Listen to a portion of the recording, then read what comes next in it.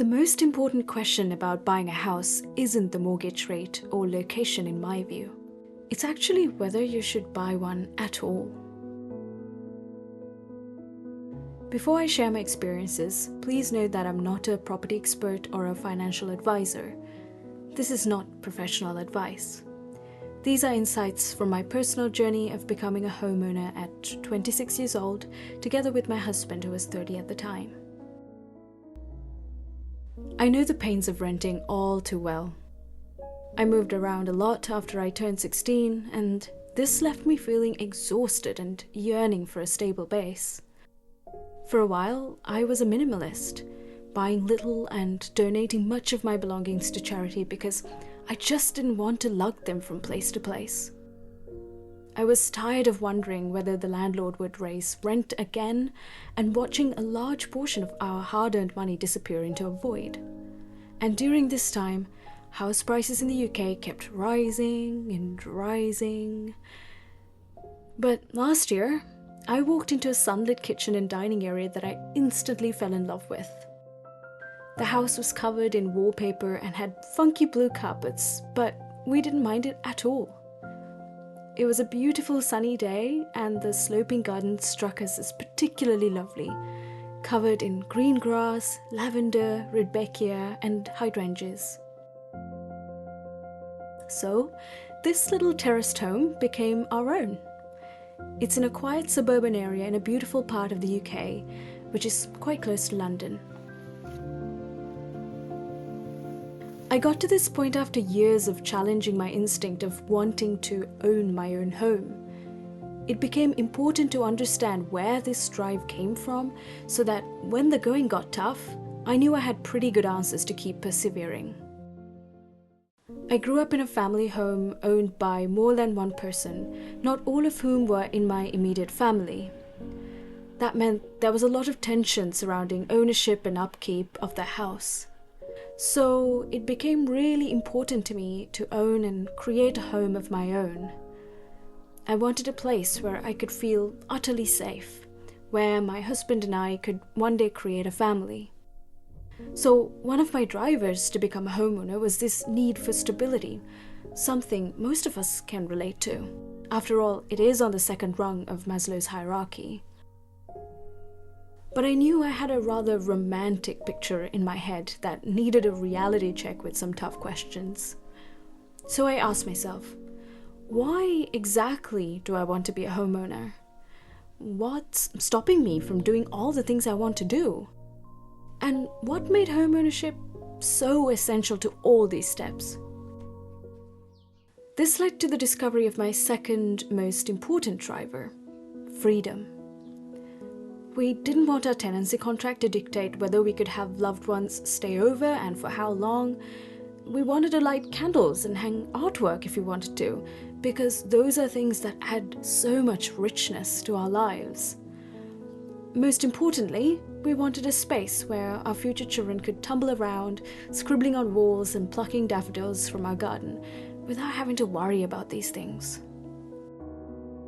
But the journey to make this happen wasn't easy at all.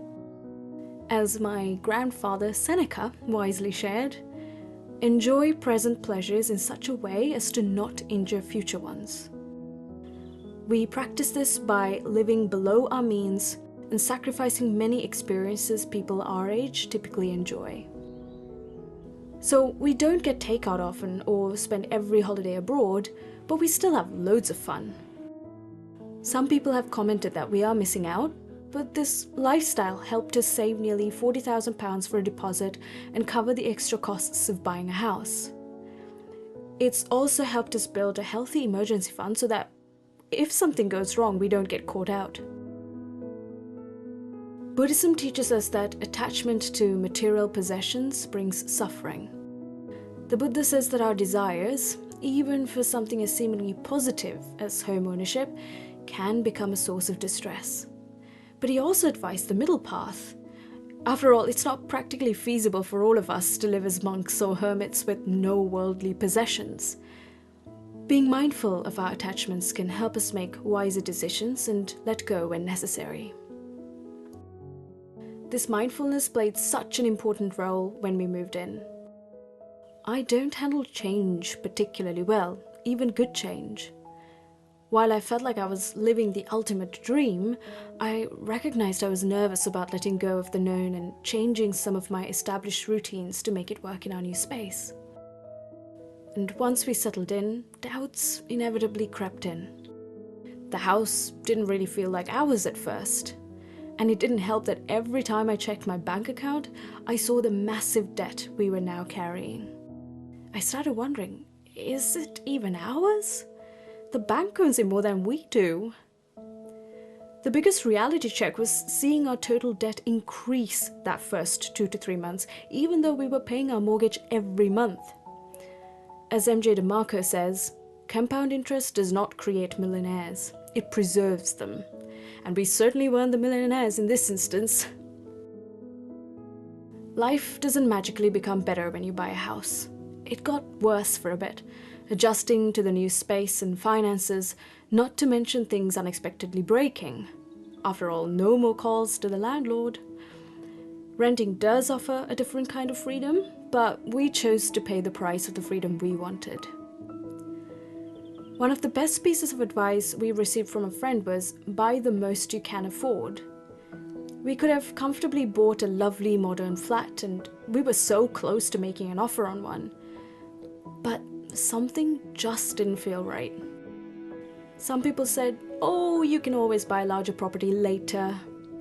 That didn't sit well with me. The home buying process was hard enough, and going through it again within a short period felt like torture. And my rule was, if the answer to should we buy this place isn't a straight up yes, then it's a no. Ultimately, your home should be your sanctuary, not a life sentence. The journey to home ownership offers much more than bricks and mortar. It can be a way to learn more about yourself, what fuels your dreams, and find the courage to forge your own path. So I invite you to challenge your assumptions, question your motivations, and understand your instincts when making perhaps the biggest financial decision of your life. Whether you choose to rent or buy, or stay with your mom and dad, we've done all three of those, make sure it aligns with what you really want out of your one short life.